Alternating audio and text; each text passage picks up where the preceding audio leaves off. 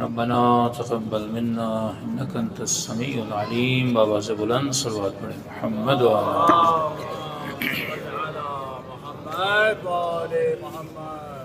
بسم اللہ الرحمن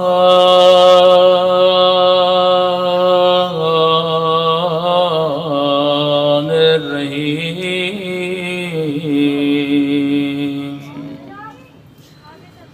الحمد للہ رب العالمین.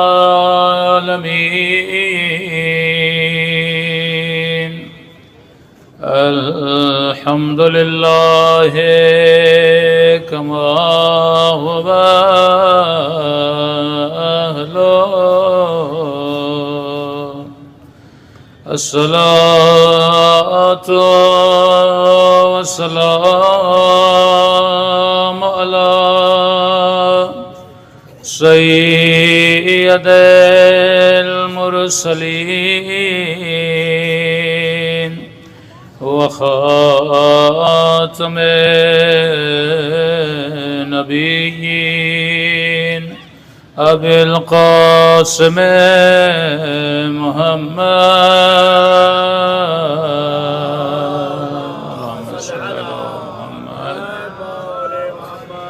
وعلى آله الطيبين الطاهرين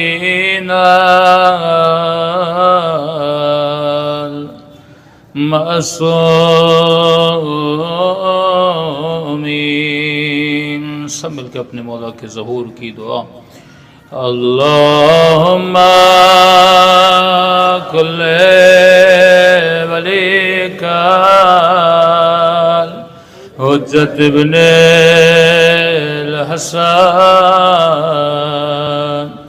صلواتک علیہ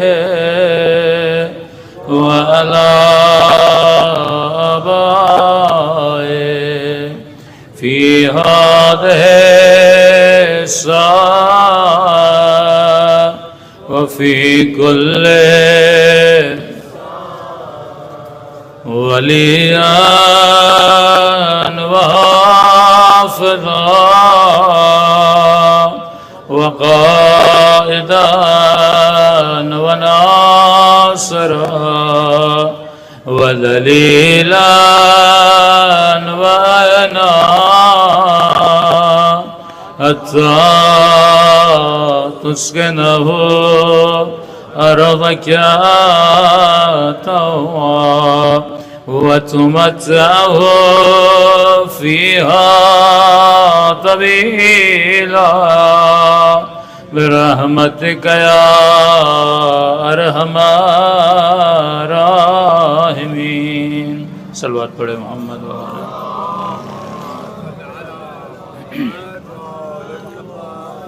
بار دیگر صلوات پڑھے محمد و آل محمد.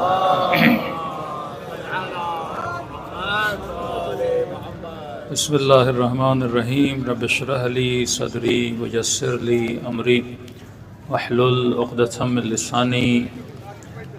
بسم اللہ الرحمن الرحیم. واعتصموا بحبل اللہ جمیعا. صلوات پڑھے محمد و آل محمد.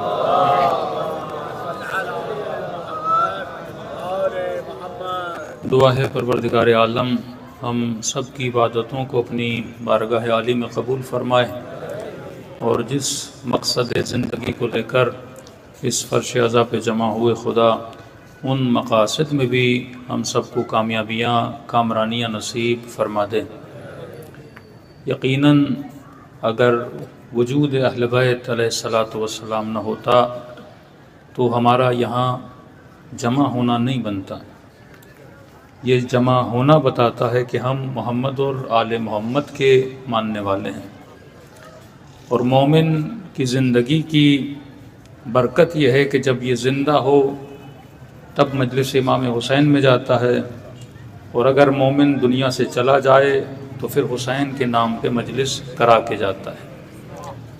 تو زندگی میں خود اہل بیت کے وجود سے فیض لیتا ہے، اور دنیا سے جانے کے بعد مومن کی خاطر مومنین جمع ہوتے ہیں اور وہ اہل بیت علیہ الصلوۃ والسلام کی زندگی سے فیض حاصل کرتے ہیں۔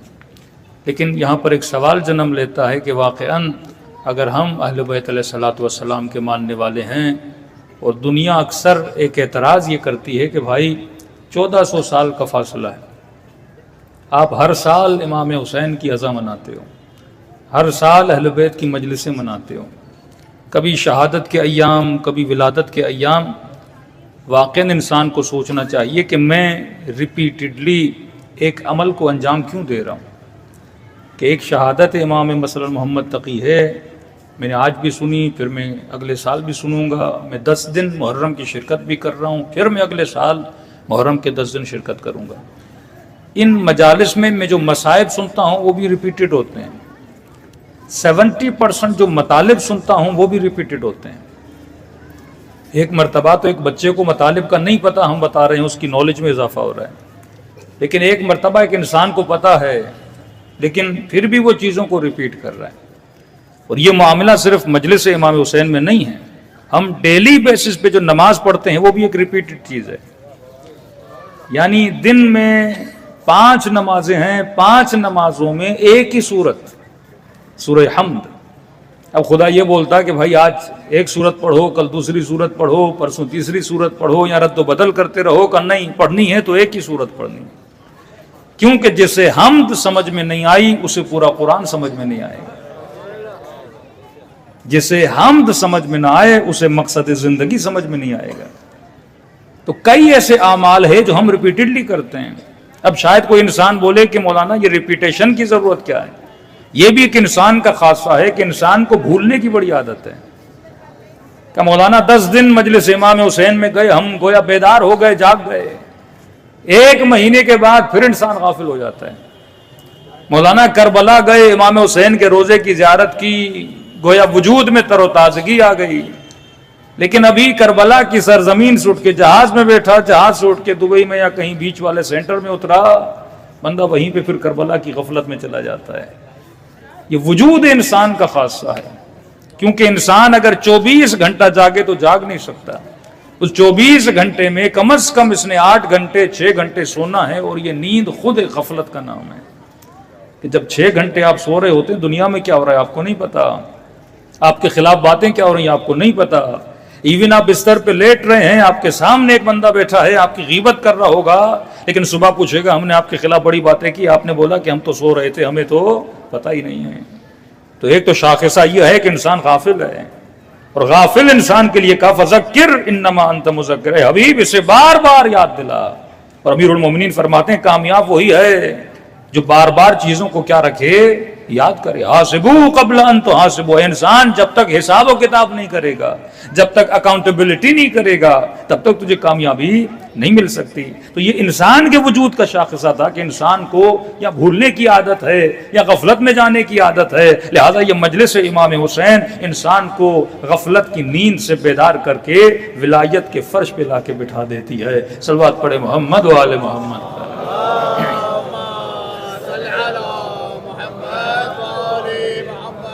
اور غفلت کے لیے سب سے بڑی دلیل یہ ہے کہ امام خمینی کہتے ہیں کہ 50 سال فاصلہ ہے شہادت امام حسین میں اور رحلت رسول خدا میں، 50 سال کا فاصلہ یا اس سے تھوڑا کم۔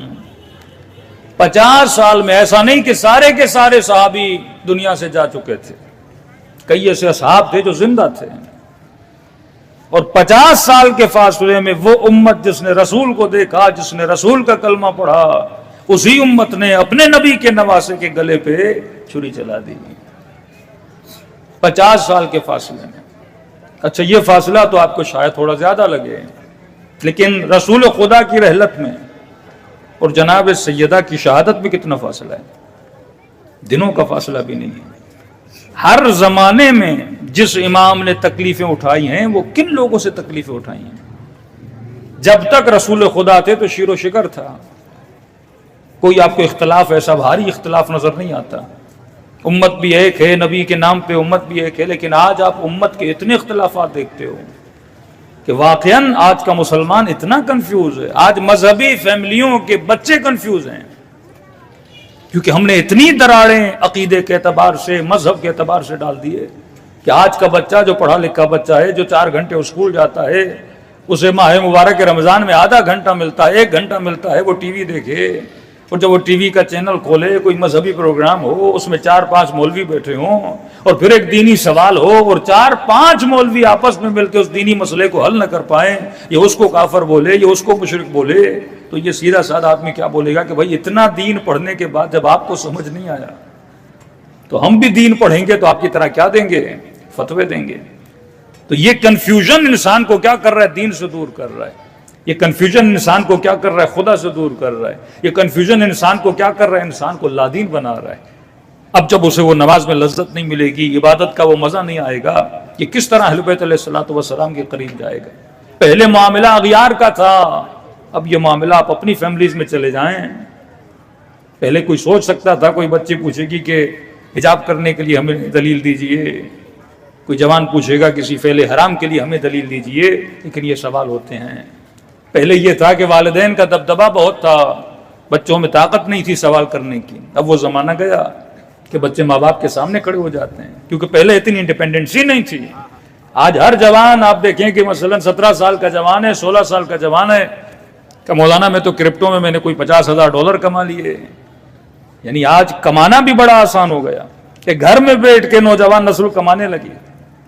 کیوں اسلام نے اس پہ زیادہ زور دیا کہ مرد پر نفقہ واجب ہے؟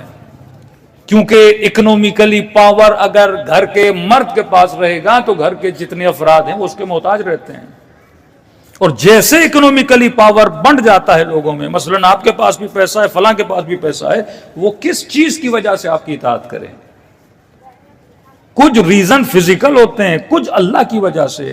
مثلا ایک خاتون ہے، لاکھوں کماتی ہے، لیکن اتنی دیندار ہے کہ شوہر کی اطاعت بھی 100% کرتی ہے۔ اب یہ اطاعت کس چیز کی وجہ سے کری ہے؟ دین کی وجہ سے۔ ورنہ یہ کل چاہے تو اپنے شوہر کو چھوڑ سکتی ہے، یا اپنے لیے نیا گھر لے سکتی ہے، یہ فائنینشلی اتنی مضبوط ہے کہ اسے اپنے شوہر کی ضرورت نہیں ہے مثلا۔ لیکن پچھلے زمانوں میں یہ ہوتا تھا کہ ایک عورت اگر مرد سے جدا ہونا چاہتی تھی، وہ 100 مرتبہ سوچتی تھی کہ جدا ہوں گی تو کہاں جاؤں گی، کس کے پاس رہوں گی، کیونکہ جتنے بھی فائنینشل پاورز تھے وہ کس کے پاس تھے؟ مرد کے پاس تھے۔ اسی طرح جو بچے تھے، ارث و میراث میں جھگڑے ہوتے تھے، فائنینشل پاور کس کے پاس تھا؟ وہ ایک والد کے پاس تھا۔ ایک دینی معاملہ ہے، ایک مورل ویلیوز ہیں۔ ایک مرتبہ انسان کو معاشرہ مجبور کرتا ہے اس سوسائٹی میں رہنے کے لیے۔ ایک انسان پاکستان سے اٹھ کے UK چلا جائے، یورپ چلا جائے، وہاں گناہ کرنا چاہے کر سکتا ہے، لیکن سولجر بازار میں ایک جوان رہتا ہے، وہ یہاں گناہ کرنا چاہے یہاں بھی کر سکتا ہے، لیکن یہاں 100 مرتبہ سوچے گا کہ سوسائٹی کا کوئی بندہ مجھے دیکھ نہ لے، کوئی رشتہ دار نہ دیکھ لے، کوئی دوست نہ دیکھ لے، کوئی میرے والد کو نہ بتا دے، اور اگر کسی نے دیکھ بھی لیا تو منتیں کرے گا بھائی کسی کو بتانا نہیں۔ لیکن اس سوسائٹی میں گناہ آسان ہے، کیونکہ دیکھنے والے آپ پر اعتراض نہیں کرتے، کیونکہ دیکھنے والے اس فعل کو فعل کبھی نہیں مانتے، کیونکہ دیکھنے والوں کے لیے بری چیز نہیں ہے، کیونکہ دیکھنے والے یہ بولتے ہیں کہ یہ آپ کا پرائیویٹ مسئلہ ہے، اس میں میرا لینا دینا نہیں ہے۔ تو کبھی کبھی مسلم سوسائٹی کی برکت یہ ہوتی ہے کہ انسان گناہ کرنا چاہتا ہے، لیکن سوسائٹی اسے کیا کرتی ہے؟ گناہ سے روک دیتی ہے۔ تو آج کی نسلیں وہ نسلیں نہیں ہیں جو کل کے زمانے میں تھیں۔ آج فائنینشل ڈیپینڈنسی دن بدن بڑھتی جا رہی ہے، وہ مرد کی تو پہلے تھی، لیکن عورت کی بھی ڈیپینڈنسی بڑھتی جا رہی ہے، اسی طرح آپ کی نوجوان نسل کی بڑھتی جا رہی ہے۔ تو آج کا بچہ سوال کرتا ہے، دینی اعتبار سے کنفیوز ہے۔ 2 طرح کے لوگ ہر معاشرے میں آپ کو پائے جاتے ہیں، ایک ہیں خواص، ایک ہیں عوام۔ عوام سے گلا نہیں، کیونکہ عوام کو گمراہ کرتے ہیں خواص، کیونکہ ہر زمانے میں عوام کس کے پیچھے لگتی ہے؟ خواص کے پیچھے لگتی ہے۔ مثال دے رہا ہوں، مثلا پاکستان بنا، اب خواص کون ٹھہرے؟ جیسے قائد اعظم خواص میں ہیں، قائد اعظم کے ساتھ جتنے لوگ تھے مثلا ان کی بہن خواص میں سے ہے، لیاقت علی خان ان کے خواص میں سے ہیں، ان کے ساتھ ہیں۔ اب قوم کس کے پیچھے لگے گی؟ خواص کے پیچھے لگے گی۔ اور خواص میں سے اگر ایک بندہ بک گیا تو قوم تو بلیو کرتی ہے خواص میں نا، اور خواص میں اگر ایک بندہ بک گیا تو عوام کس کے پیچھے لگتی ہے؟ وہ خواص کے پیچھے لگتی ہے۔ یہی معاملہ تاریخ اسلام کا ہے۔ جب تک رسول خدا ہیں تو پوری امت آپ دیکھتے ہیں ایک ٹریک پر ہے۔ اب کہا سابق النجوم بیہم اقتدیتم اہتدیتم، میرے سارے کے سارے صحابی ستارے جس کے پیچھے بھی لگے تو ہدایت مل گئی۔ تو امت نے اصحاب کو مثلا ستارہ مانا کیونکہ خواص تھے. تبھی جنگ جمل جب رونما ہوئی تو ایک امیر المومنین کا صحابی جنگ جمل میں، یہاں دیکھے تو نبی کی زوجہ طلحہ، زبیر، جناب صفیہ کا بیٹا، یہاں دیکھے داماد رسول علی ابن ابی طالب، ابو ذر غفاری، عمار یاسر، بڑے بڑے اصحاب. یہاں بھی دیکھے صحابی، یہاں بھی دیکھے صحابی. سیدھا دوڑا دوڑا امیر المومنین کے پاس آیا کہ مولا میں کنفیوز ہو گیا ہوں، بالکل جس طرح آج کا مسلمان کنفیوز ہے. آپ کسی بھی عام مسلمان سے پوچھئے اور اسے کسی ٹی وی شو کے اندر بٹھا دیجئے، وہ کنفیوز ہو جاتا ہے. تو کہا کہ امیر المومنین میں کنفیوز ہوں، یہاں دیکھوں تو نبی کی زوجہ، یہاں دیکھوں تو طلحہ، یہاں دیکھوں تو زبیر، اور مولا آپ کی طرف آتا ہوں تو آپ کا وجود ہے، ابو ذر کا وجود ہے، عمار کا وجود ہے، اس کے لیے بھی حدیث ہے.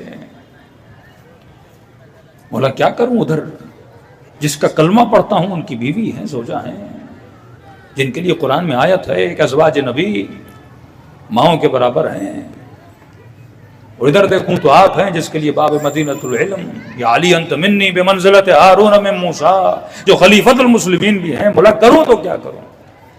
امیر المؤمنین نے یہ نہیں کہا کہ میرا ساتھ دو، نہیں، کہا جا پہلے حق کو پہچان، جب حق شناس بن جائے گا پھر حق کے انتخاب میں تجھے مسئلہ نہیں بنے گا. تو عوام کے لیے مشورہ، امیر المؤمنین کا مشورہ ہے کہ پہلے معرفت حق پیدا کرو کہ واقعاً حق کیا ہے. اور اس مسئلہ سیاسی کو، مسئلہ حکومت کو، مسائل اہل بیت کو اگر سمجھنا ہے تو واقعاً آپ کے ملک کے حالات آئیڈیل حالات ہیں. یہ جتنے بھی جب اختلافات ہوتے ہیں، سیاسی اختلافات ہیں، جو بھی اختلافات ہوں، اب کچھ خواص ہوتے ہیں، ان خواص کو توڑا جاتا ہے. پھر عوام ہوتے ہیں جو ان خواص کے پیچھے ہوتے ہیں. پھر کوئی کس خواص کا فالوور بنتا ہے، کوئی دوسرے خواص کا فالوور بنتا ہے. یہاں پہ کامیاب وہ ہوتا ہے جو کیا بنے؟ حق شناس بنے. میں بھی امت تھی، آپ بھی امت تھی. لڑائی ہو رہی امیر المومنین میں جنگ جمل میں مثلاً، زوج رسول میں.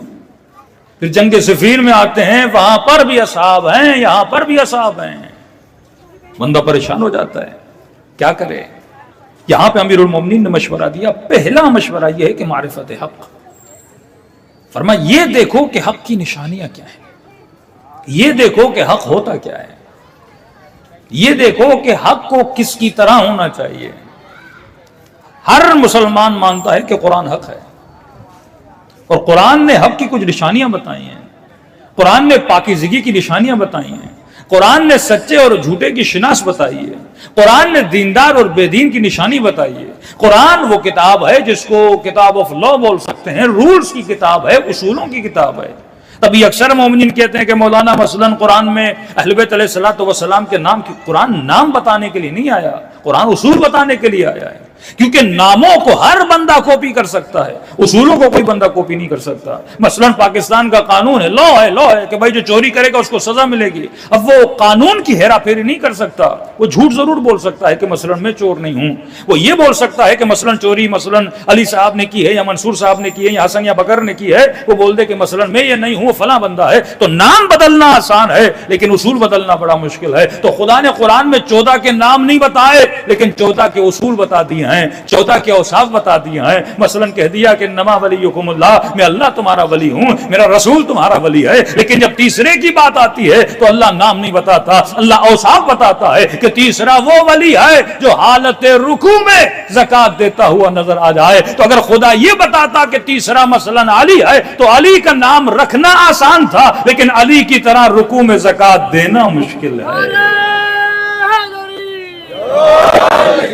اوصاف بتا دیے کہ انما یرید اللہ لیذھب عنکم الرجس اہل البیت ویطہرکم تطہیرا. یہ اہل بیت کی اوصاف بتا دیے کہ اہل بیت وہ ہیں جن کو میں نے ہر طرح کے رجس سے دور رکھا ہے. اب اپنے اوپر نام اہل بیت تو ہر کوئی رکھ سکتا ہے لیکن اپنے کردار میں ایسی طہارت ہر کوئی پیدا نہیں کر سکتا. نام رکھنا آسان ہے کہ مثلا امیر المومنین نے کہا کہ سلونی سلونی قبل ان تفقدونی، پوچھو جو کچھ علی سے پوچھنا ہے، کیونکہ نبی نے کہہ دیا تھا کہ انا مدینۃ العلم وعلی بابها، یہ شہر علم ہوں اور علی اس کا کیا ہے، دروازہ ہے۔ اب آپ لاکھ لوگ خود کو بولیں کہ ہم علم کے دروازے ہیں، لیکن اس صفت کا ہونا بھی تو ضروری ہے نا، کہ اس شخص نے کہا کہ جب اس نے امیر المومنین کے دعوے جیسا دعویٰ کیا کہ مجھ سے پوچھو جو پوچھنا ہے، کسی نے پوچھا کہ قبلہ یہ تو بتائیے کہ مکھی کے اندر انتڑیاں ہوتی ہیں کہ نہیں ہوتی، فوراً اس نے کہا کہ اس دعوے نے مجھے کیا کر دیا، ذلیل کر دیا۔ تو وہ صفت انسان کے اندر ہونی چاہیے۔ تو اللہ نے کیا بتائے ہیں، اوصاف بتائیں، ظالم کے اوصاف بتائیں۔ اب آپ یہ بولو کہ خدا نے یزید کا ذکر قرآن میں کیوں نہیں کیا، بھائی کیا ہے صفت کے اعتبار سے، کیونکہ اگر خدا کربلا والے یزید کا ذکر کرتا تو قرآن میں ایک یزید کا ذکر ہوتا، لیکن خدا نے جب صفت بتا دی، اب کا ہر زمانے میں جس میں یہ صفت پائی جائے گی وہ یزید جیسا ہی ہوگا۔ یہ بڑی بحث چل رہی ہے۔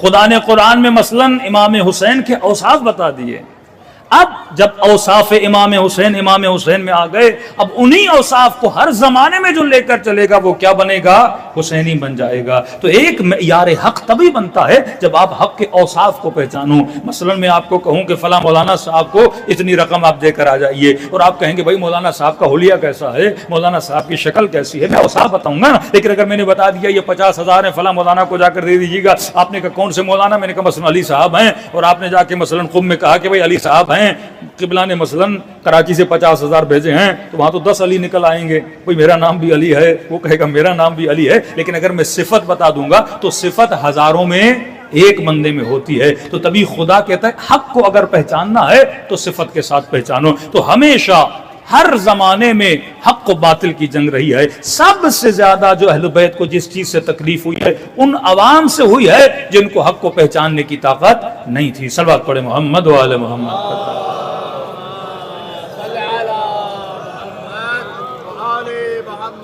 سب سے زیادہ جس نے عوام کو گمراہ کیا وہ خواص تھے۔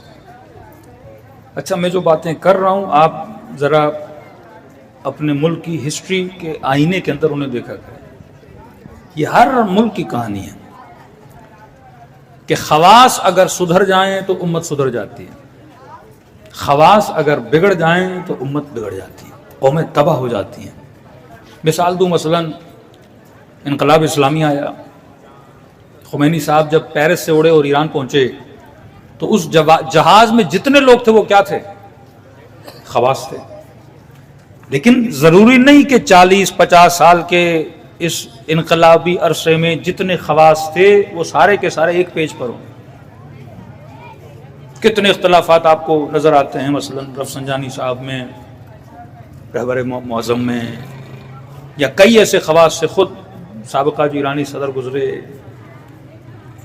یعنی یہ جنگیں جو سب سے زیادہ جو انقلاب اسلامی کو نقصان پہنچایا وہ خواص نے پہنچایا، کیونکہ لیڈر جب مر جاتا ہے خواص اس کے نظریے کو لے کر چلتے ہیں، اب جب یہ چلتے ہیں تو ان کی ذاتی خواہشیں، ان کی ذاتی امنگیں ان میں شامل ہو جاتی ہیں، پھر وہ اس پٹڑی سے اور پیٹرن سے ہٹ جاتے ہیں۔ اور کیونکہ عوام خواص کو مانتی ہے، مثلا کوئی حد سے زیادہ سپورٹر ہے امیر المومنین کا، اور یہ نہیں کہ صرف امیر المومنین کے سپورٹرز ہیں، عمرو یاس کے بھی ہوں گے، حجاج کے بھی ہوں گے، امیر شام کے بھی ہوں گے۔ یعنی ایک ایک صحابی جو آپ کو نبی کے بعد نظر آتا ہے اس کے کئی سپورٹر ملتے ہیں، کیونکہ یہ خواص ہیں۔ آپ اس چیز کا انکار نہیں کر سکتے کہ جتنے اصحاب تھے مثلا جو خواص الاصحاب ہیں، کیونکہ ہم تو عام صحابی کی تو بات نہیں کرتے، شیعوں کا جو اختلاف پایا جاتا ہے شخصیات کے اعتبار سے وہ بڑے بڑے نام ہیں، وہ خواص ہیں، رشتہ داریاں کی گئی ہیں، عام نہیں ہیں۔ اور ہر زمانے کے خواص الگ تھے، آپ ان کی ہسٹریز پڑھ لیں، رسول خدا کے جانے کے بعد والے خواص۔ امیر المومنین کی حکومت میں زبیر من الخواص الامیر المومنین ہے کہ جب مولا کے گھر پہ حملہ ہوتا ہے تو زبیر دفاع کرتا ہے، طلحہ خواص میں سے ہے، ابن عباس خواص میں سے ہے، مالک اشتر خواص میں سے ہے، جس کو جنگ صفین کے فیصلے کی ڈیوٹی دی گئی تھی جو قاضی صاحب تھے وہ خواص میں سے تھے، کوئی عام شخصیتیں نہیں ہیں۔ غلطی جب خواص کرتے ہیں عوام کو، اور بصیرت اگر عوام میں نہ ہو تو عوام غلط راستے پہ چلی جاتی ہے اور تکلیف کسے اٹھانی پڑتی ہے؟ امام کو تکلیف اٹھانی پڑتی ہے۔ پھر امام حسن کے زمانے عبید اللہ ابن عباس، یہ کوئی عام نہیں ہے، ابن عباس کا سگا بھائی ہے، جو ہزاروں درہموں کے عوض امام حسن کے لشکر کی ایک بڑی تعداد کی تاریخ میں شاید 10,000 لشکری امام کے لے کر کوئی لاکھوں درہموں کے لالچ میں امیر شام کے لشکر میں چلا گیا تھا۔ پھر آئیے امام حسین کے زمانے میں، جناب مختار کا ڈرامہ سب نے دیکھا ہوگا۔ یہ توابین کون تھے؟ یہ خواص میں سے ہیں۔ عانی بن عروہ کون ہے؟ خواص میں سے ہیں۔ حبیب بن مظاہر کون ہے؟ خواص میں سے ہیں۔ لیکن کچھ ایسے خواص تھے جو بیٹھے رہے۔ آپ مشہد جائیں گے، قبر ہے خواجہ ربیع، یہ من الخواص تھا۔ 100 سال سے زیادہ اس بندے نے زندگی گزاری ہے۔ کچھ ایسے خواص تھے جن کو بتایا گیا کہ امام حسین کربلا میں شہید ہوئے، انہوں نے کہا ہمیں بہت افسوس ہوا کہ فرزند رسول کو شہید کیا گیا۔ بس کچھ ایسے خواص تھے حبیب ابن مظاہر جیسے، جن کو پتا چلا کہ امام حسین کربلا میں آیا ہے، اپنا سب کچھ چھوڑ کے میدان کربلا میں پہنچے۔ حسان ابن ثابت صحابی رسول ہیں، کاتب غدیر ہے جس نے حدیث غدیر کو لکھا ہے۔ زبیر بول اٹھا، ابو ذر بول اٹھا، سلمان بول اٹھا، اور جس نے لکھی ہے، جو شاعر ہے، جو لکھنے والا ہے، اور جب اس سے امیر المومنین نے پوچھا تو اس نے خاموشی اختیار کر لی۔ تو کون سے خواص؟ جب تک ہمیں خواص کی پہچان ہے، ہر امام کے زمانے میں خواص تھے۔ چھٹے امام کے زمانے میں، چوتھے امام کے زمانے میں، کربلا کے بعد جو زیدیہ فرقہ نکلا، کئی ایسے خواص تھے جو ان خواص کی وجہ سے، یعنی چوتھے امام کی شہادت کے بعد جو خواص اس امام کو مانتے تھے، تو ظاہر لوگ اصحاب امام سے آ کے پوچھتے تھے کہ واقعاً امام زین العابدین کا نمائندہ کون ہے؟ تو کچھ خواص نے کہا جناب زید ہیں، تو امت کا ایک بڑا طبقہ جناب زید کو امام ماننے لگا۔ پھر چھٹے امام کے بعد فرقہ بنا واقفیہ، ساتویں امام کے بعد فرقہ بنا واقفیہ، جنہوں نے 8ویں امام کی مثلا امامت کو نہیں مانا۔ چھٹے امام کے بعد جناب اسماعیل کے ماننے والے، جن کو اسماعیلیہ یا آخانی آپ بولتے ہیں۔ یہ عوام ایسے نہیں گئی، کچھ خواص تھے جنہوں نے دوسرے کی طرف رجوع کیا، اور عوام کا ایک خاص طبقہ جو اس خواص کو مانتا تھا اس طبقے کے پیچھے لگ گیا۔ سب سے زیادہ مظلومیت جس امام کو غریب الغربا بولا گیا وہ امام رضا علیہ الصلوۃ والسلام۔ اتنے خواص، صلی اللہ علیہ وسلم، جن کو وکلا بولا جاتا ہے، جو امام موسیٰ کاظم کے جتنے وکیل تھے، حد اکثریت انہوں نے امام رضا کو امام نہیں ماننا تھا۔ وہ غربت امام رضا الگ ہے۔ یہی فیض کیا آپ کے 9ویں امام نے، امام جواد علیہ الصلوۃ والسلام نے، کہ جب امام رضا اس دنیا سے پردہ پوش ہو جاتے ہیں اور شہادت واقع ہوتی ہے طوس میں، اور بیٹے موجود ہیں مدینے میں، وہ اعجاز امامت سے آ کے جنازہ پڑھا تو لیتے ہیں، لیکن فرماتے ہیں مدینے میں امام رضا کے گھر میں آہو بکا، غلغلہ، گریا، اس گریے کے درمیان ایک امام کا نزدیک ترین صحابی جو مدینے میں من الخواص تھا، اٹھ کے کھڑا ہوا، کاشیو، گریا تو اپنی جگہ، رونا تو اپنی جگہ، ہمیں پتا ہے کہ امام رضا دنیا سے جا چکے ہیں، لیکن یہ بتاؤ امام رضا کے جانے کے بعد امام کون بنے گا؟ کیونکہ ایک ہی بیٹا ہے اور وہ نام ہے امام جواد کا۔ اور کہنے لگا کہ امام کیسے مانے، کیونکہ ابھی تو یہ بالغ بھی نہیں ہے۔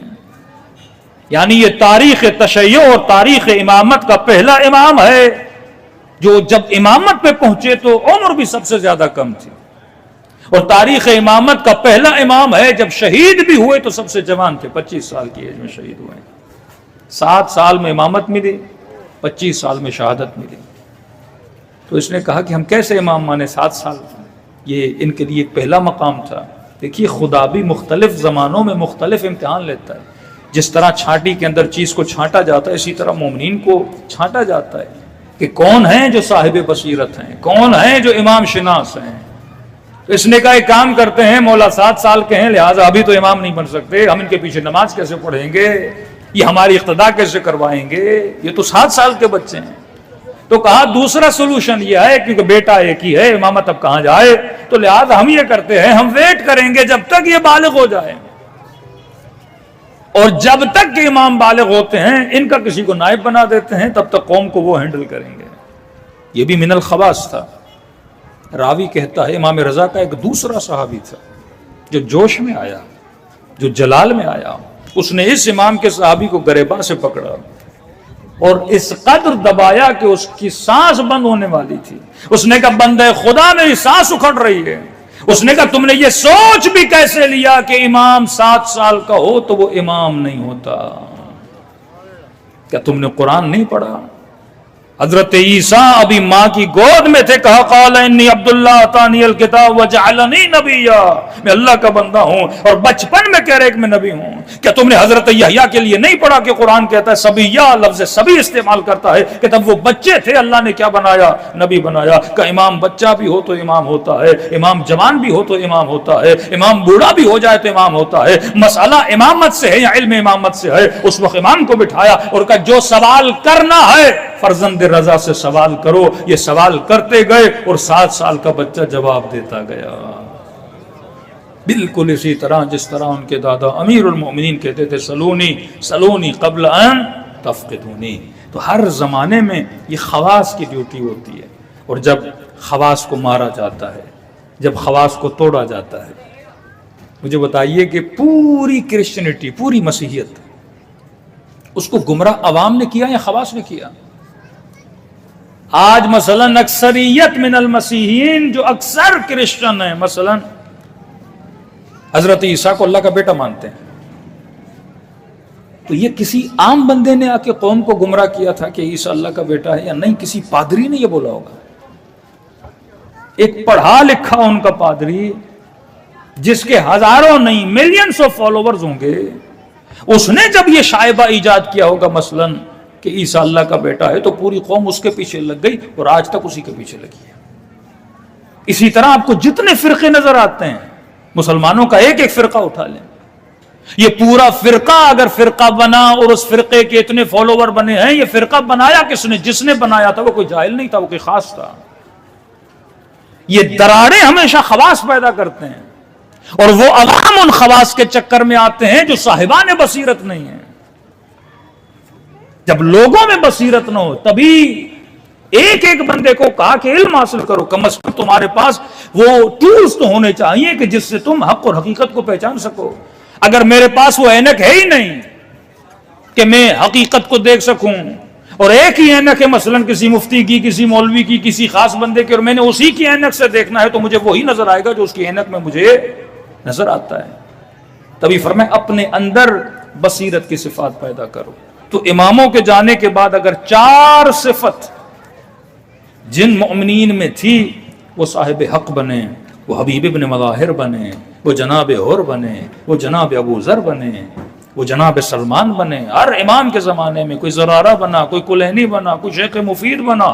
یہ وہی لوگ تھے جو من الخواص تھے، لیکن وہ خواص جن کے اندر یہ صفات پائی جاتی ہیں۔ اسی لیے اگر تاریخ کو اسٹڈی کیا جائے، بڑی بڑی حکومتیں گرائی گئیں، کن کو دیکھ کر؟ خواص۔ پاکستان میں حکومتیں گرائی جاتی ہیں، پہلے زمانے میں مثلا جس پارٹی کا صدر ہوتا تھا وہی اپنی پارٹی کی حکومت کو کیا کر دیتا تھا؟ فارغ کر دیتا تھا۔ بڑے بڑے لوگوں کو دھوکہ کون دیتے تھے؟ ان کے خواص دیتے تھے۔ ایک بندہ خرید لیا۔ آپ تاریخ سندھ پڑھیں، ان کی حکومتوں کو دیکھیں گے، تالپوروں کی حکومت کو دیکھیں گے، ان کے اپنے لوگوں نے حکومتوں کو گرایا۔ اب مغلوں کو پڑھ لیں، مختلف تاریخ کو پڑھیں گے، ہمیشہ خواص کو خریدا جاتا ہے، کیونکہ لوگوں کا اس پہ ٹرسٹ ہوتا ہے۔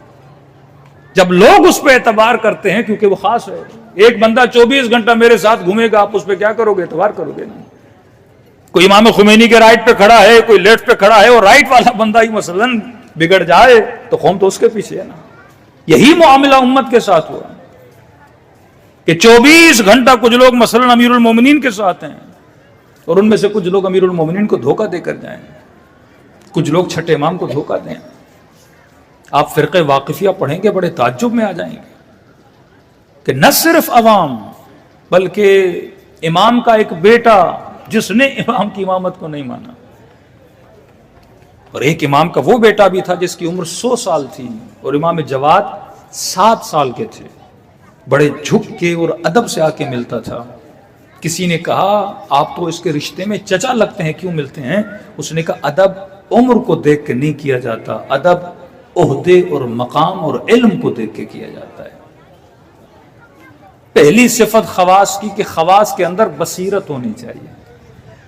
جب تک ہمارے اندر وہ بصیرت اور آگہی نہیں ہے کہ ہم پہچان سکیں، آپ اتنے فضائل امیر المومنین کے سنتے ہیں، کیا اس زمانے کے لوگوں نے امیر المومنین کی جنگیں نہیں دیکھی؟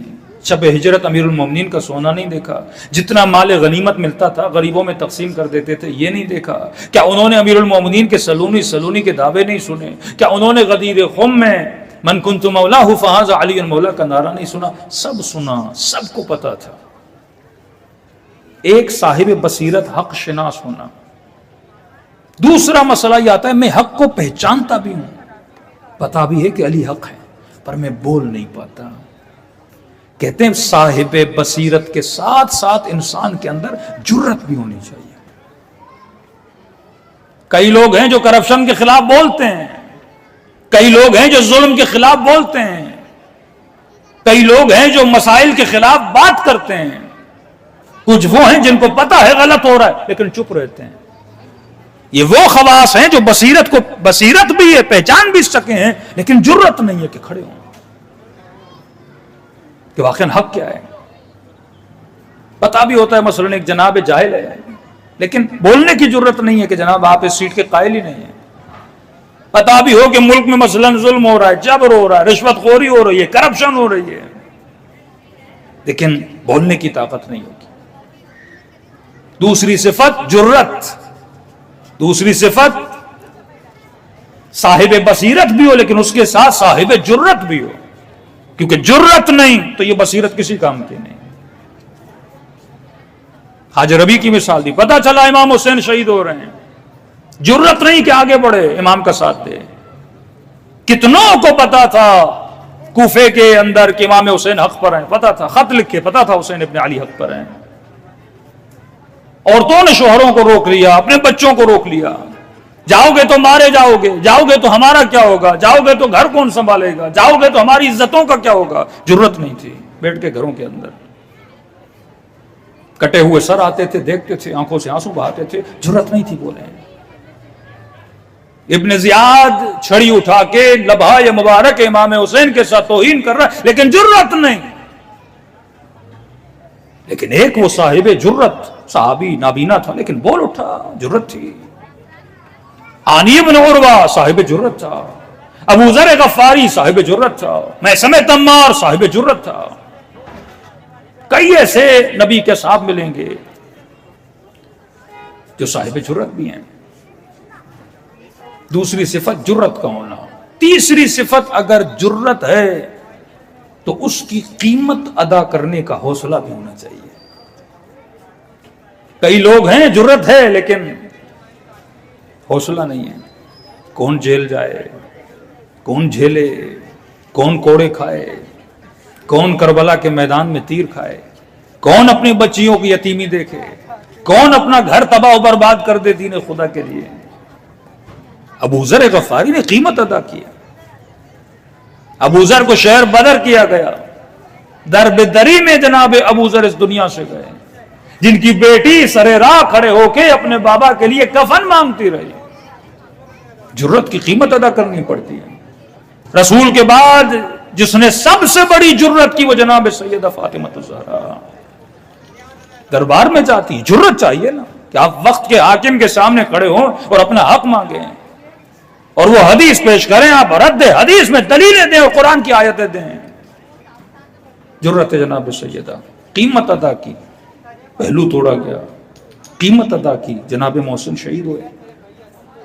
ولایت کے لیے نعرے مارنا کوئی بڑی بات ہے، لیکن اس نعرے کی قیمت کون ادا کرے گا؟ اس راہ ولایت پہ چلنے کی قیمت کون ادا کرے گا؟ آج ہے جرت کسی حکمران میں کہ امریکہ کے خلاف لفظ بولے، لفظ،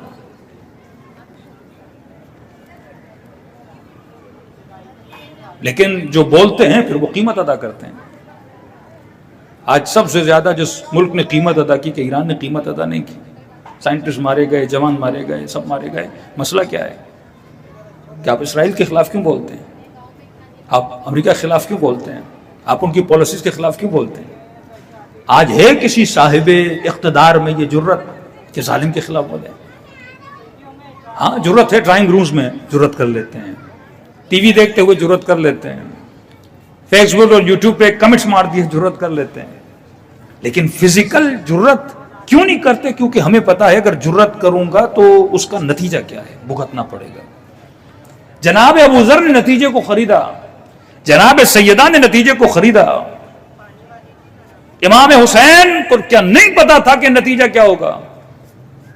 بیٹیاں ماری جائیں گی، چادریں لوٹی جائیں گی، سر قلم کر دیے جائیں گے، بازاروں میں گھمایا جائے گا۔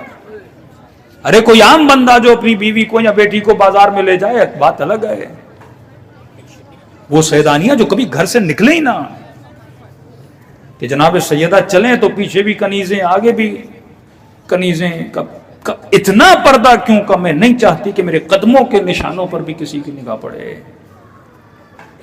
کہ رسول یہ کہیں کہ بیٹی یہ نابینا ہے، سوال کرنے آیا ہے، اس سے کیسا حجاب؟ فرمایا بابا میں نہیں چاہتی کسی کے مشام، کسی نامحرم کے مشام تک بھی میرے وجود کی خوشبو جائے۔ تو یہ بولے کہ فضا کو یہ سب تابوت بنا دیا جائے کہ میں نہیں چاہتی میرے بدن کے اندام پہ کسی نامحرم کی نگاہ پڑے، اسی کی بیٹیوں کو بازاروں میں لایا جائے۔ جرت کے ساتھ قیمت کو ادا کرنا یہ ہر کسی میں نہیں ہوتا، بولتا ہر کوئی ہے، لیکن جب قیمت کی بات آتی ہے آدھے لوگ بھاگ جاتے ہیں۔ جیل سہنا ہر کسی کے بس کی بات نہیں، کوڑے کھانا ہر کسی کے بس کی بات نہیں، ظلم سہنا ہر کسی کے بس کی بات نہیں، 14 سال زندان میں رہنا ہر کسی کے بس کی بات نہیں۔ پہلی صفت صاحب بصیرت، حق کو پہچانے، دوسری صفت صاحب جرت، حق کو پہچانا، حق کے لیے آواز کو بلند کرے، تیسری صفت جب آواز بلند کی ہے تو پھر قیمت بھی ادا کرنی پڑے گی۔ اگر آپ میں یہ ہمت نہیں ہے قیمت ادا کرنے کی تو چھوڑ دو۔ کئی لوگوں کو پتا ہے کہ اگر واقعاً شیعہ نظریات پہ چلیں گے تو شاید مار بھی دیا جائے، اگر دین و دین کے لیے کام کریں گے۔ ایک فلمی ایکٹریس تھیں تو ایک پروگرام تھا، اس سے پوچھا گیا کہ آپ کا دل نہیں کرتا کہ آپ حجاب کریں؟ اس نے کہا میرا دل کیوں نہیں کرتا حجاب کروں؟ کرتا ہے، لیکن پاکستان کی فلم انڈسٹری میں کوئی عورت اگر حجاب کر کے ایکٹنگ کرے گی اسے ڈرامے نہیں ملیں گے۔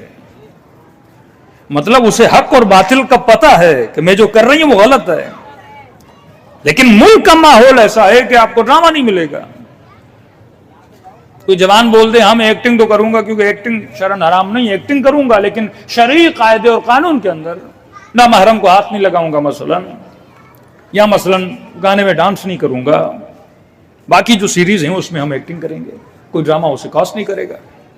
اس خاتون نے کہا میرا بھی دل کرتا ہے میں حجاب کروں، لیکن ہماری فلم انڈسٹری ایسی ہے اگر میں یہ کروں گی تو مجھے ڈرامہ نہیں ملے گا، اور میں اس قیمت کو برداشت نہیں کر سکتی کیونکہ میرا گھر اسی سے چلتا ہے۔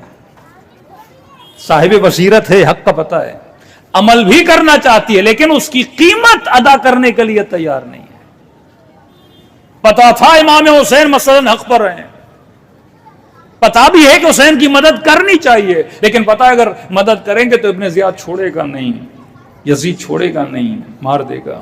امام حسین نے کربلا میں کچھ چیزیں سکھائیں کہ دیکھ حبیب ابن مظاہر کو، اور صاحب بصیرت، صاحب جرت اور قیمت ادا کرنے والا۔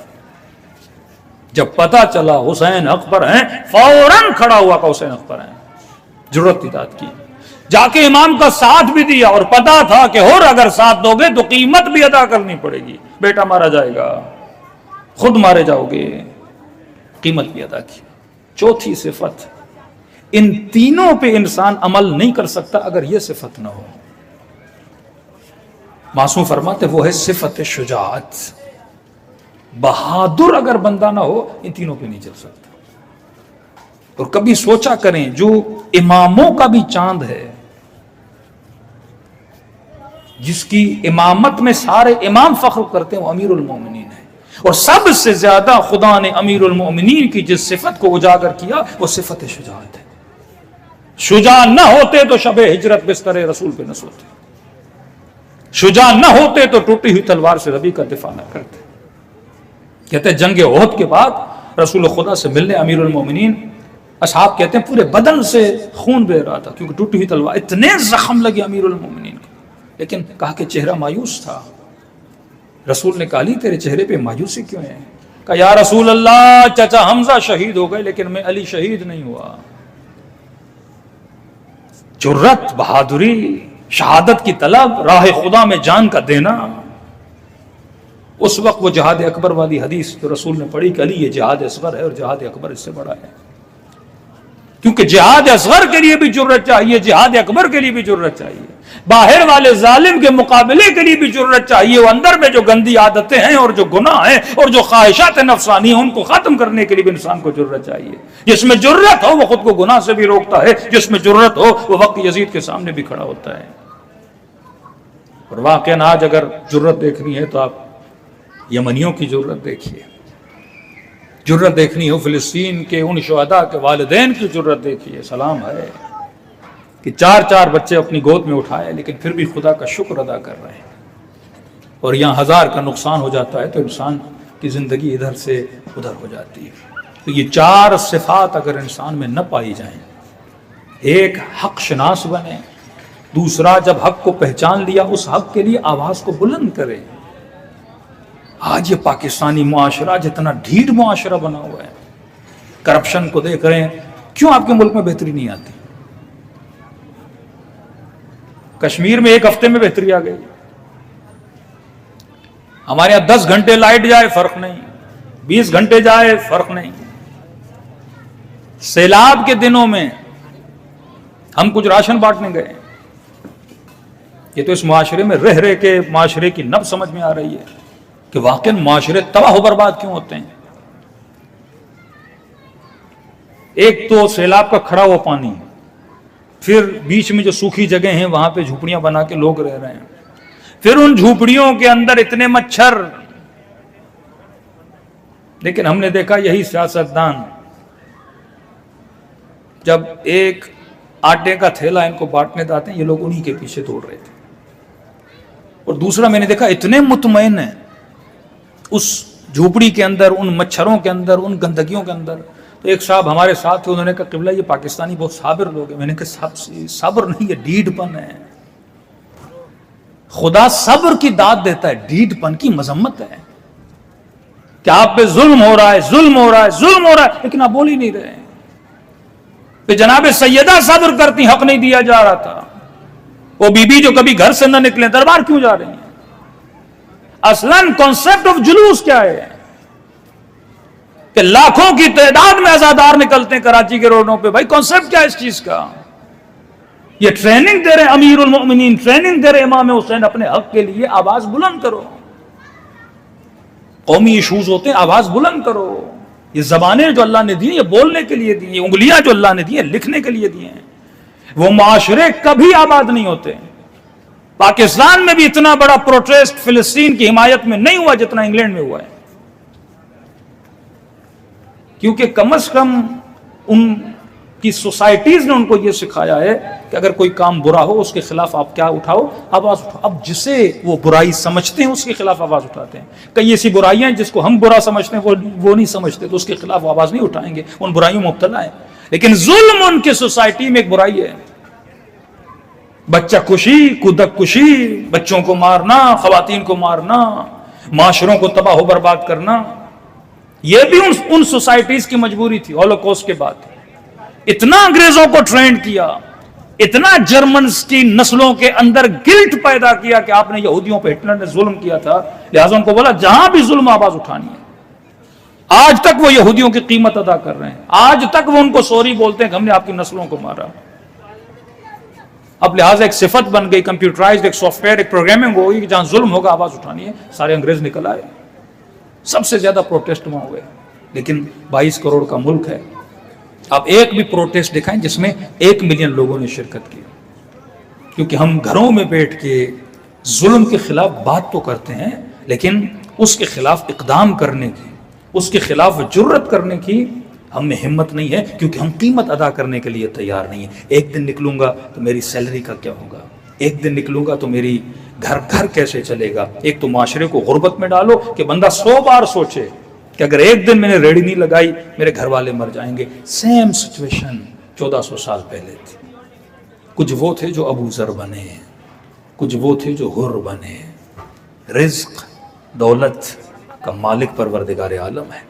سب سے زیادہ اہل بیت نے تکلیفیں اٹھائیں انہی بزدلوں کی وجہ سے، جن کو پتا تھا کہ حق کیا ہے لیکن حق کے خلاف آواز بلند کرنے کی جرت نہیں تھی۔ اور جرت تبھی پیدا ہوتی ہے جب انسان کے اندر شجاعت آتی ہے۔ شجاعت کا کوئی سیرپ نہیں ہوتا جو آپ کو کوئی ڈاکٹر پلا دے آپ کے بچے شجاع ہو جائیں۔ سخاوت کا کوئی سیرپ نہیں ہوتا کوئی آپ کو پلا دے آپ سخی ہو جائیں۔ یہ تبھی ملتا ہے جب اہل بیت کی معیت ملتی ہے۔ جتنا معرفت اہل بیت، جتنی محبت علی اور اولاد علی آپ کے وجود میں آئے گی تو اوصاف امیر المؤمنین بھی آپ کے وجود میں آ جائیں گے۔ صلوات پڑھے محمد وعلی محمد۔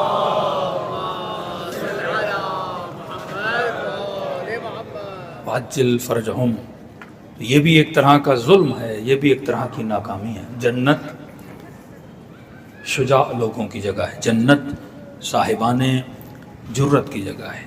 کبھی بھی ڈرپوک بندہ صاحب جنت نہیں بن سکتا۔ وہب قلبی، میں کبھی سوچتا ہوں واقعاً قاضی شریح، بہت بڑا مقام تھا قاضی شریح کا امت کے درمیان۔ پتہ چلا امام حسین آئے، اس نے کہا پتہ ہے حسین آئے ہیں، حق پر ہیں۔ ایک لالچ، دوسرا جرت کا نہ ہونا۔ ابن سعد عام بندہ نہیں ہے، شمر جو اتنا بدنام ہے، جب اس کی زندگی میں نے پڑھی تقریباً 16-17 حج اس بندے نے کیے ہیں۔ ابن ملجم، جناب عمر نے ابن ملجم کو اہل فارس کے یہاں ایز اے قاری القرآن بھیجا ہے، بہترین قاری اور بہترین آواز، اور خط لکھا کہ میں اپنا بہترین قاری تمہاری طرف بھیج رہا ہوں، اسے گھر بھی دینا، اس کا خیال بھی رکھنا۔ یہ وہ سارے خواص ہیں جو صاحب بصیرت نہیں تھے اور جن کو پہچان تھی، پھر ان کے اندر حق کا علم بلند کرنے کی طاقت اور جرت نہیں تھی۔ مقصد مجلس امام حسین آپ کے اندر جرت کو پیدا کیا جائے، خیبر سنانے کا مقصد آپ کے اندر شجاعت کو پیدا کیا جائے، شب ہجرت امیر المؤمنین کے واقعے کو سنانے کا مقصد یہ ہے۔ ان زعمتم انکم اولیاء اللہ فتمنوا الموت ان کنتم صادقین، اگر یہ سمجھتے ہو کہ اللہ کے ولی ہو تو اللہ کہتا ہے پھر موت کی تمنا کرو، واقعاً اگر تم سچے ہو۔ اور یہ علی نے کر کے دکھایا، شب ہجرت موت کے بستر پہ سو کے دکھایا کہ یہ شجاعت جس کے اندر ہو پھر وہ ولی خدا بننے کی صلاحیت پا سکتا ہے۔ سخاوت امیر المؤمنین، صبر امام حسین علیہ الصلوۃ والسلام، اس باریک دھاگے کو سمجھنا بڑا مشکل ہے کہ میں نے صبر کہاں کرنا ہے، میں نے قیام کہاں کرنا ہے۔ سب سے زیادہ جو تکلیفیں اہل بیت علیہ الصلوۃ والسلام نے اٹھائی وہ ان فالوور سے اٹھائی جن کو امام کی بصیرت نہیں تھی۔ امام علی کا زمانہ، کبھی مولا جنگ پہ چلے، مولا علی ابھی نہیں چلنا، مولا علی ابھی سردی ہے، علی ابھی گرمی ہے۔ امام حسن جنگ کرنی ہے، جب جنگ کرنے گئے تو حسن ابن علی جنگ کیوں کر رہے ہو؟ جب صلح کرنے لگے کچھ اٹھے، حسن ابن علی صلح کیوں کر رہے ہو؟ امام حسین جنگ کے لیے تیار ہیں، اسے کہہ رہے ہیں کہ آپ جنگ کیوں کر رہے ہیں، آپ صلح کیوں نہیں کرتے؟ ہر امام کے زمانے میں یہ مسائل تھے جو امام شناس نہیں تھے کہ امام جو کر رہا ہے وہ امت کی بہتری کے لیے کر رہا ہے۔ تو امام مظلوم تبھی بنتا ہے جب امت صاحب بصیرت نہیں ہوتی، جب امت کے اندر امام شناسی پیدا ہو جاتی ہے اور امت صاحب جرت بن جاتی ہے۔ کبھی میرے چھٹے امام جب حج پہ جا رہے تھے، ایک صحابی ملا، کہنے لگا مولا آپ قیام کیوں نہیں کرتے؟ امام نے کہا کہ میرے پاس اتنے شیعہ نہیں ہیں۔ اس نے کہا مولا کیسی باتیں کرتے ہیں، میرے پورے گاؤں والے آپ کے ماننے والے ہیں۔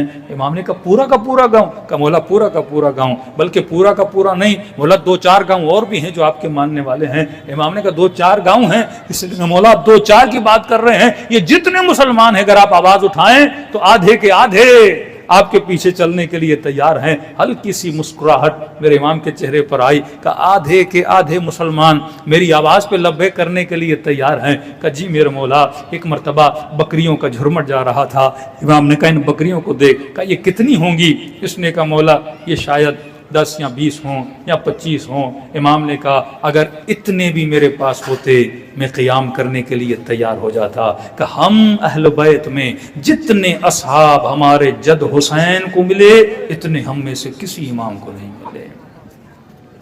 چاہنے والے، بیٹھنے والے، واہ واہ کرنے والے بہت، لیکن صاحبان جرت. اب یہ ضروری نہیں کہ یہ جرت ہم تب پیدا کریں جب امام زمانہ ظہور کریں. یہ ایک عجیب کانسیپٹ ہمارے ذہنوں میں ڈالا گیا ہے. ہر زمان آتا ہے مولانا امام زمانہ کا ظہور کب ہوگا. بھائی کیا کرو گے ظہور کے بعد؟ یہ قصہ ہی ختم کر دو کہ ظہور کب ہوگا. جب ظہور ہوگا انسان دیکھے گا. تم خود کو تیار رکھو، 1 منٹ کے بعد بھی ظہور ہو سکتا ہے، 1 گھنٹے کے بعد بھی ظہور ہو سکتا ہے، اور ہو سکتا ہے 1000 سال کے بعد ظہور ہو. مطلب ہم نے اپنی جرتوں کو فریزر میں سیو کر کے رکھا ہوا ہے کہ جب امام آئیں گے تو پھر ہم ان کو پگھلانا شروع کر دیں گے. ہم نے اپنی شجاعتوں کو فریزر میں رکھا ہوا ہے کہ جب امام آئیں گے پھر ہم پگھلانا شروع کریں گے تاکہ امام کے کام آئیں. جس امام کو تم حی و حاضر مانتے ہو، کہ جو تمہارے اعمال کو دیکھ رہا ہے، جو کہے میں تمہارے گھروں میں آتا ہوں، جو کہے کہ یہ مت سمجھنا میں تمہارا امام تجھ سے بے خبر ہوں، جو کہے کہ ہر قدم اٹھاتے وقت مجھے یاد کیا کرو. مطلب ہر زمانے میں تم نے اپنے وجود کے اندر جرت کو پیدا کرنا ہے، ظلم کے خلاف آواز کو اٹھانا ہے.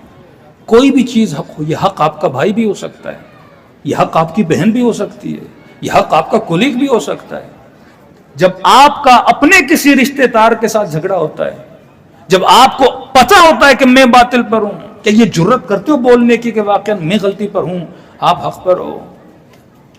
جب پیسوں کا جھگڑا ہو جاتا ہے اور آپ کو پتا ہو کہ میں نے 2 روپے اس کے زیادہ دینے ہیں، لیکن جناب کو نہیں پتا کہ یہ جرت کرتے ہو کہ تم حق بیانی کرو، تو یہ حق و باطل کی جنگ ہم لمحہ چلتی رہتی ہے، ہر قدم چلتی رہتی ہے. بس انسان نے جرت کو پیدا کرنا ہے، اور جب یہ جرت انسان میں آ جاتی ہے تو خدا کسی کو یوسف بنا دیتا ہے، کسی کو ابراہیم بنا دیتا ہے. آپ سوچئے، وہب کی میں نے مثال دی، کتنی نمازیں پڑھی ہوں گی جناب وہب، 1 روزہ زندگی میں نہیں رکھا ہوگا.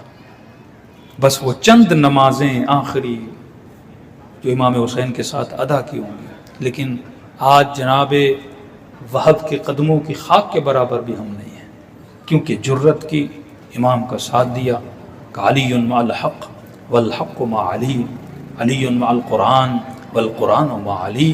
ہر زمانے میں جس نے اپنے امام کا ساتھ دیا خدا نے اس کے درجے کو بلند کیا. صلوات پڑھے محمد وعلی محمد.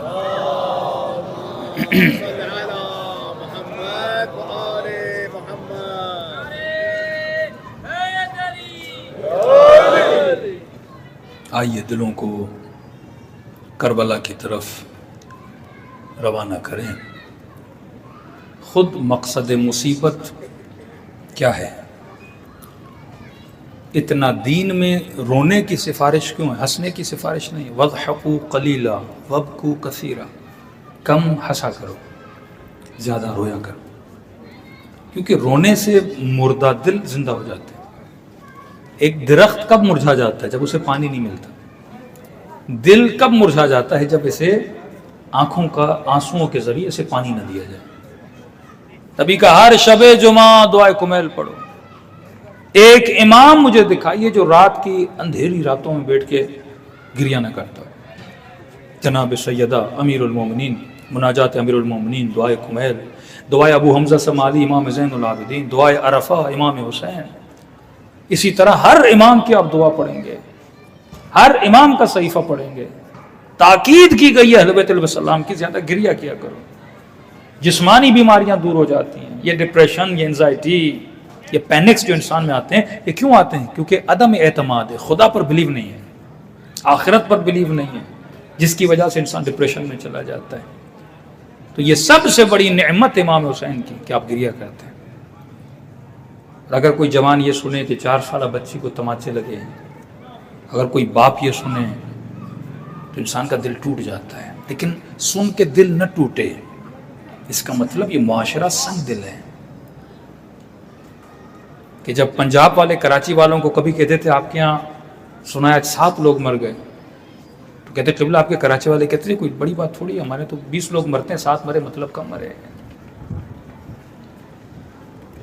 ایک بم بلاسٹ ہو جائے، آج کسی پاکستانی کو پتا چلے مثلا پشاور میں، کوئٹہ میں کہیں بم بلاسٹ ہوا، 200 لوگ اس بم میں مر گئے، نہ آپ کا کاروبار بند ہوتا ہے، نہ آپ کھانے کی ٹیبل پہ کھانا کھا رہے ہو، آپ کا مزہ بھی کرکرا نہیں ہوتا. اور بریانی کا مزہ، گوشت کا مزہ اپنی جگہ پہ ہوتا ہے. کیونکہ سن سن کے دل قسی ہو چکے ہیں. اب انسانی موت ہمارے لیے کوئی بڑی بات نہیں ہے, معاشرے میں ظلم ہمارے لیے کوئی بڑی بات نہیں ہے, لیکن کافروں کے معاشرے میں جہاں ایک انسان کی موت ہو جائے پورا معاشرہ کھڑا ہو جاتا ہے. فرانس میں ایک 16 ایئرز بچے کو کسی پولیس والے نے فائر کیا, بچہ مر گیا. پورا مہینہ اس ملک میں پروٹیسٹ ہو رہا تھا کہ آپ نے انڈر ایج بچے کو مار دیا اور ظلم کیا آپ نے. یہ زندہ معاشروں کی نشانی ہوتی ہے جو ظلم کے خلاف آواز اٹھاتے ہیں. اور مصائب امام حسین کا مقصد یہ کہ جب رو گے کہ 6 مہینے کے بچے کو پانی نہیں ملا, تڑپو گے. 4 سالہ بچی کو اتنے تماچے مارے گئے رخساروں کا رنگ بدل گیا, تڑپو گے. جب سنو گے سیدہ کی بیٹیوں کی چادریں چھینی گئی, غیرت پیدا ہوگی تمہارے اندر. جب سنو گے کہ امام امت کے بدن پہ تیر برسائے گئے, یہ غیرت ولایی تمہارے اندر پیدا ہوگی کہ واقعا اتنا سنو کہ کل اگر تمہارا امام ظہور کرے تو کوئی اس امام کی یہ توہین نہ کر سکے. ارے امام تو کیا, اگر تمہارے معاشرے میں العلماء ورثۃ الانبیاء اگر ان کی کوئی توہین کرے, تم اگر خاموش رہو تو مطلب ہمارے اندر وہ جرت اور وہ غیرت دینی ختم ہو جائے. یہاں تک فرمایا اگر کسی کو گناہ کرتے ہوئے دیکھو, روک نہ سکو, اپنے اندر ایک گلٹ پیدا ہو کہ واقعی اس معاشرے میں گناہ کیوں رہا, لیکن اگر کوئی تمہارے سامنے گناہ کا ذکر کرے اور پھر بھی تمہارے اندر غیرت دینی نہ آئے تو مطلب خدا سے محبت نہیں ہے. اہل بیت علیہ الصلوۃ والسلام جب سنتے تھے گنہگار آتے تھے امیر المومنین کے پاس, یا علی میں نے یہ گناہ کیا, مولا کہتے تھے ذکر نہ کر, جا توبہ کر. پھر کہا یا علی میں نے یہ گناہ کیا, امام نے کہا ذکر نہ کر, گناہ کا ذکر کرنا اچھی بات نہیں ہے. تیسری بار کہا یا علی میں نے یہ گناہ کیا, امام نے کہا غیرت الہی اجازت نہیں دیتی کہ تمہیں سزا نہ دوں. اقرار کیا, اب علی تجھے سزا دیں گے. اپنا محب بھی تھا تو انہوں نے سزا دی. جس معاشرے میں خوف خدا ختم ہو جائے, جس معاشرے میں گناہ کا کبھی ہونا کبھی نہ رہے, جس معاشرے میں شراب نوشی, جس معاشرے میں کرپشن اور زنا اتنا عام ہو جائے اور لوگ سنیں اور اس پر آواز بلند نہ کریں, اس کا مطلب غیرت دینی نہیں ہے. خود ذکر مصیبت امام حسین انسان کے مردہ دل کو زندہ کرنے کے لیے. تبھی فرمایا اکثر اپنی زبانوں پر ذکر امام حسین کو جاری رکھو. کا خلوص دل سے مجھ حسین کو جو سلام کرے گا خدا اسے ثواب زیارت حسین عطا کرے گا. کہا کہ مولا اگر ایک سلام کروں کیا ثواب زیارت مل جائے گا؟ فرمایا اگر سلام کرو اور نہ چاہتے ہوئے تیری آنکھوں سے آنسو آ گئے, یہ مت سمجھنا یہ تیرے آنسو, یہ سمجھنا حسین نے تجھے تیرے سلام کا جواب دیا ہے. جنہیں آتا ہے امام کا سلام میرے ساتھ مل کے دیں, جنہیں نہیں آتا نام حسین تو ہر شیعہ کو آتا ہے, کم از کم اس مبارک نام کو اپنی زبانوں پہ جاری کریں سب مل کے. السلام علی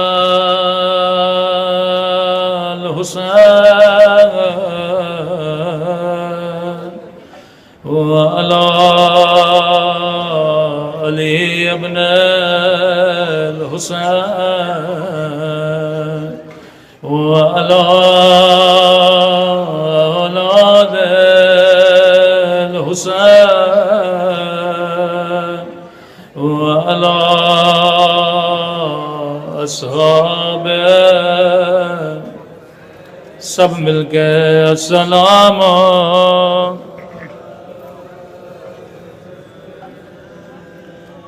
وعلی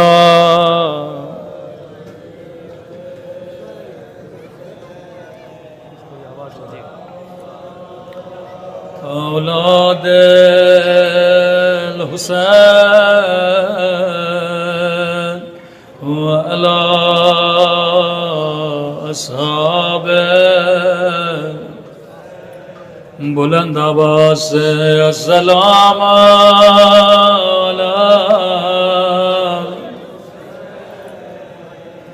وعلی علی ابن الحسین وعلی اولاد الحسین وعلی اصحاب, بلند آواز سے السلام علی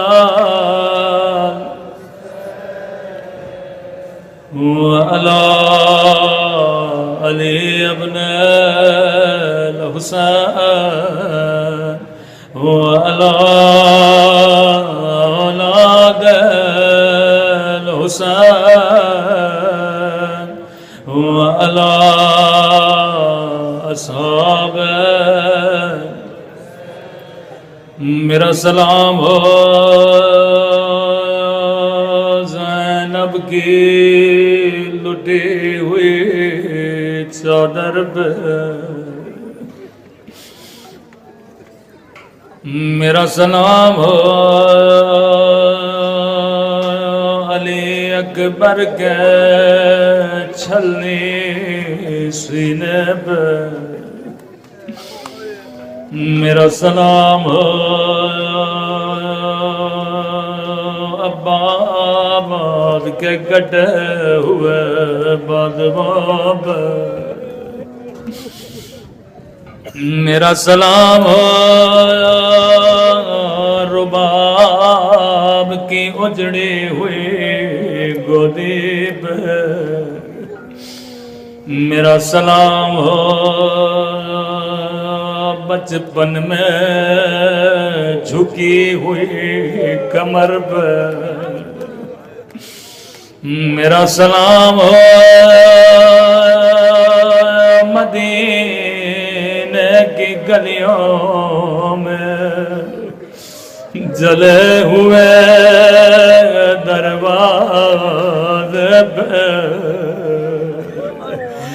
میرا سلام ہو علی مولا کی غیرت پہ صحیح بخاری کی حدیث اگر کوئی مسلمان کا شیعہ اتنا کیوں روتے ہیں تو اسے یہ حدیث سنایا کرو نبی خدا فرماتے مسلمانوں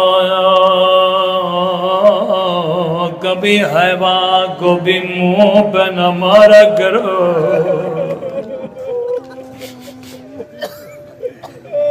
چاہے چہرہ انسان کا ہو یا حیوان کا ہو چہروں کا ادب کیا کرو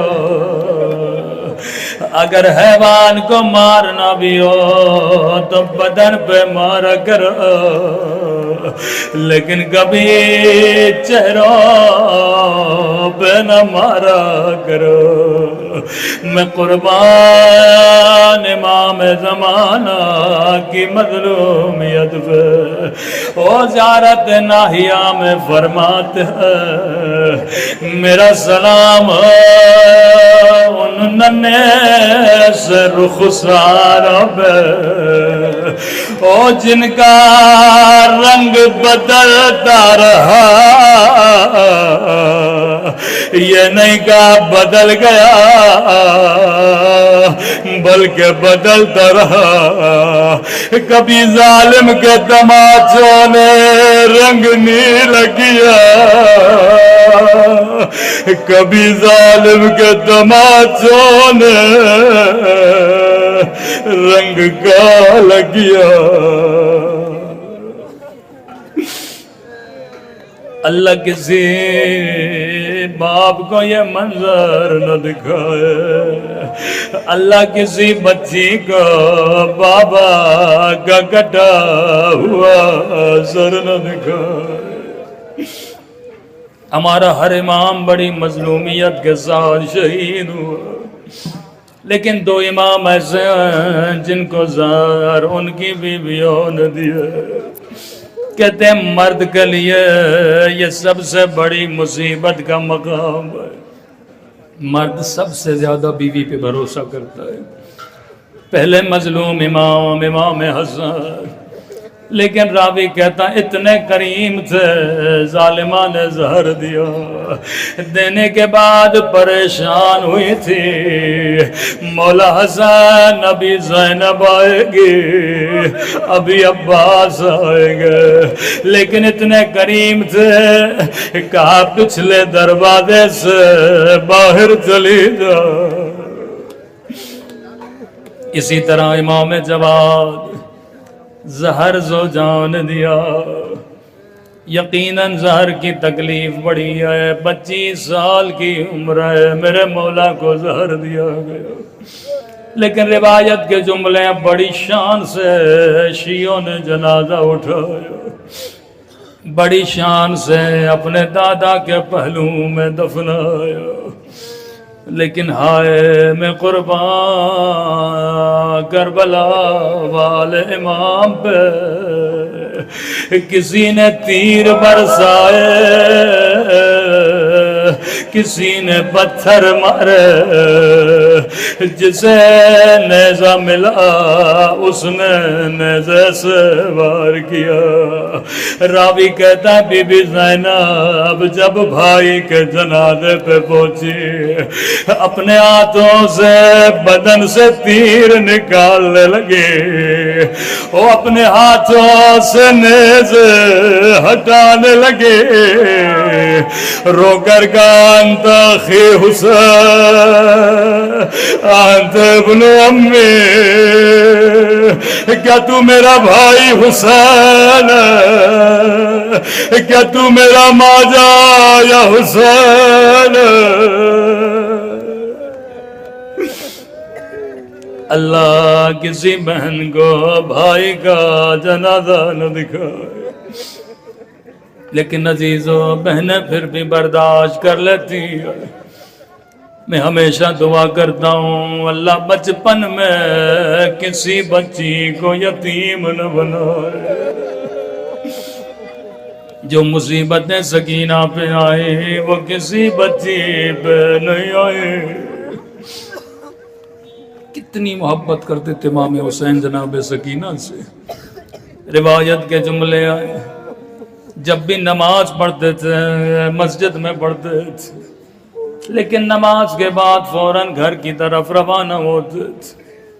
صحابی نے کہا مولا واجب نماز مسجد میں پڑھتے، لیکن میں نے دیکھا مستحب نمازیں نہیں پڑھتے۔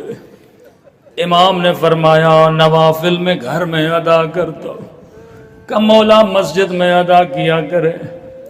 میرے مولا نے کہا اللہ نے مجھے 4 سالہ بچی دی، میری بچی گھر میں 2 مصلی بچھاتی ہے، ایک میرے لیے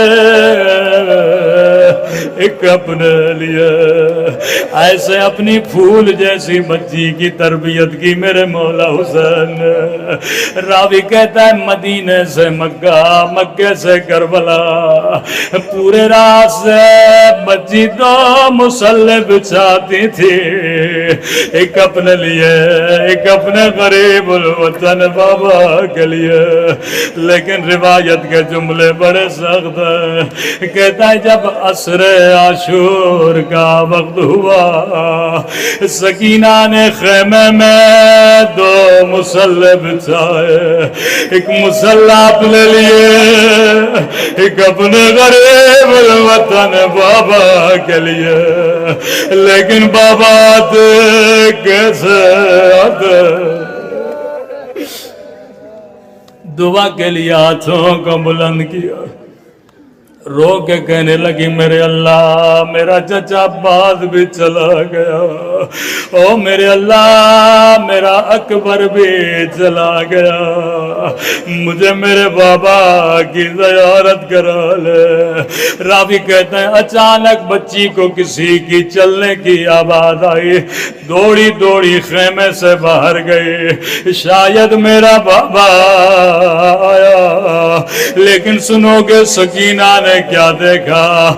بچی نے دیکھا شمر ہے ہاتھ میں تادیانہ، اللہ کسی بچی کا بابا کا قاتل دکھایا۔ 4 سالہ معصومہ بچی جیسے لائن دیکھا بچی خیمے سے دوڑی باہر آئی، کہنے لگا سکینہ کس کا انتظار کر رہی ہو؟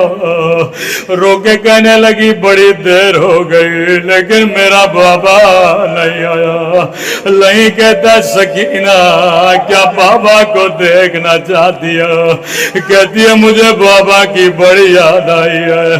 اب روایت کے جملے بڑے سخت ہیں۔ امام زمانہ اگر مجلس میں موجود ہو مجھے معاف کریے گا، جیسے کہ مجھے بابا کی یاد آئی ہے۔ راوی کہتا لئی کے ہاتھوں میں حسین کا کٹا ہوا سر تھا، وہ سر کو بچی کی طرف پھینکا، اے شمر تیرے ہاتھ کٹ جاتے تو میرے مولا کا سر نہ پھینک دا۔ بچی روتے روتے آگے بڑھی، او میرے غریب الوطن بابا، او میرے پیاسے بابا، او بابا تیرے گردن کی رگیں کس نے کاٹے؟ اللہ یہ منظر کسی بچی کو نہ دکھائے۔ بچی نے کٹی ہوئی گردن کو اپنی ننھی سی گودی میں لیا، شاید رو کر کہا بابا، او میرے غریب الوطن بابا، او میرے پیاسے بابا، بابا ظالم نے پانی دیا تھا یا نہیں؟ اکبر کا لاشا تو نے اٹھایا، عباس کے بازو تو نے اٹھائے، او میرے تھکے ہوئے بابا، او بابا 3 برات تو نے مجھے اپنے سینے پہ سلایا، او آجا میرے سینے پہ سو جا۔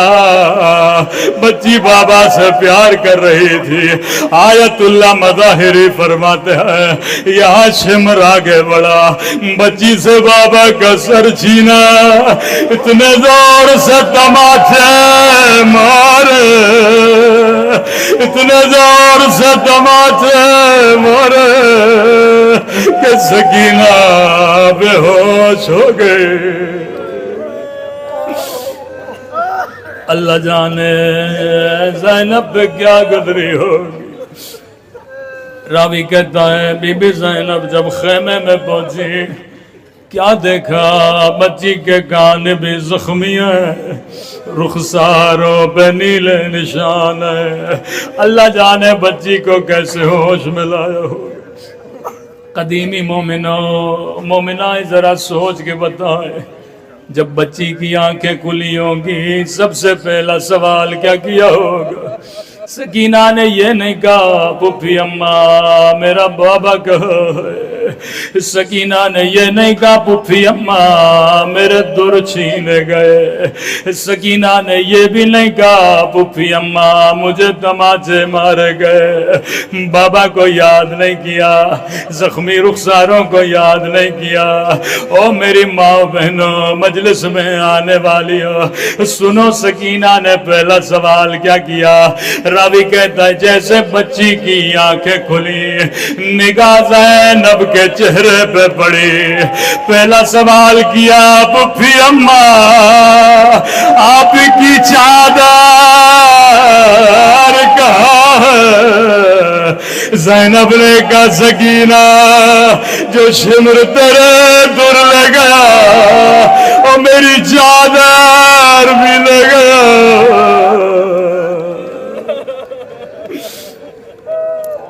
کبھی بے پردہ ہو کر مجلس میں نہ آیا کرو۔ پروردگار تجھے واسطہ حسین کی یتیمہ بچی کا، تجھے واسطہ میرے آقا حسین کی مظلومیت کا، اے خدایا ہم سب کے صغیرہ کبیرہ گناہ معاف فرما، ہمارے والدین کے صغیرہ کبیرہ گناہ معاف فرما۔ پروردگارہ اس کائنات سے ظالم اور ظلم کے خاتمے کے لیے فرزند زہرا کا ظہور فرما، جتنے بھی مومنین بے گناہ مسلمین قید میں خدا انہیں رہائی عطا فرما، فلسطین کے مظلوم مسلمانوں کی مدد فرما، جو علماء اس دنیا میں نہیں رہے، آیت اللہ رئیسی، ان کے رفقا، قبلہ غلام حیدر صاحب، قبلہ ایمانی صاحب، بہت سارے علماء دنیا میں نہیں رہے، خدا ان کے درجات کو بلند فرما، بالاخص مانیان مجلس کے مرحومین، مرحوم علی محمد، مرحوم بابو سبالہ والد اور ان کے خاندان کے تمام جتنے مرحومین ہیں، خدا ان کے درجات کو بلند فرمائے، ان کے عالم برزخ کے سفر کو آسان فرمائے، ان کو شفاعت امام حسین نصیب فرمائے، اور جتنے حاضرین ہیں پروردگار ہم سب کو عاقبت بخیری نصیب فرما، ہم سب کے گھروں پر اپنی رحمتوں کو برکتوں کو نازل فرما، ہر طرح کی نظر بد و پریشانیوں سے ہم سب کو محفوظ فرما۔ یہ 3 دعائیں ہمیشہ کیا کریں جناب سلمان کی دعا، اے خدا ہم سب کو زبان ذاکر عطا فرما، بدن صابر عطا فرما، دل شاکر عطا فرما، عقل سالم عطا فرما، جو مانگا نہیں مانگا اپنے خزانے قدرت سے ہم سب کو نصیب فرما۔ بانیان مجلس کے مرحومین، شہدائے امت، شہدائے ملت، تشیع عالم اسلام کے جتنے شہداء اور مجاہدین